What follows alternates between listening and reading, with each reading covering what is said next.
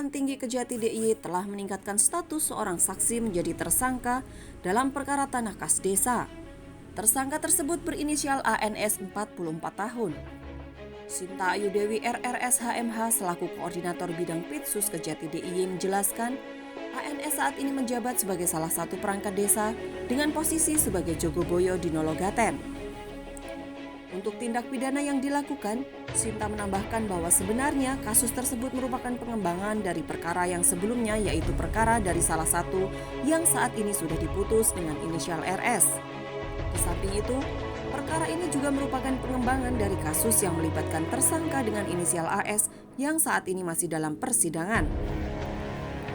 Jadi lanjut Sinta, pasal yang disangkakan juga hampir sama dengan kualifikasi pasal primer, pasal 2 junto, pasal 18 Undang-Undang RI nomor 31 tahun 1999 tentang pemberantasan tindak pidana korupsi, sebagaimana telah diubah dengan Undang-Undang RI nomor 20 tahun 2001 tentang perubahan atas Undang-Undang RI nomor 31 tahun 1999 tentang pemberantasan tindak pidana korupsi junto pasal 55 ayat 1 plus 1 KUHP.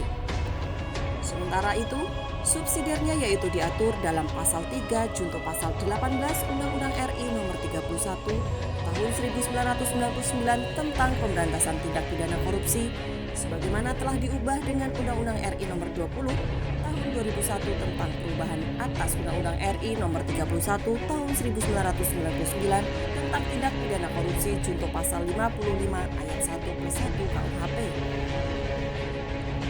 Perbuatan yang dilakukan ANS ini sebenarnya adalah turut serta bersama dengan RS.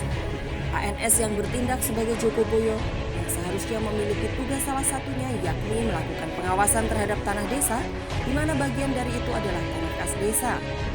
Namun, atas beberapa pengembangan dari berbagai perkara tersebut, ternyata ANS malah justru bersama-sama turut serta bersama RS dan tersangka yang sebelumnya untuk ikut serta menyewakan, bahkan tidak melakukan pengawasan-pengawasan terkait dengan sewa menyewa yang ada di tanah kas desa di Kecamatan Nologaten. Kerugian negara yang ditimbulkan akibat perbuatan ANS yaitu sebesar Rp2.952.294.000.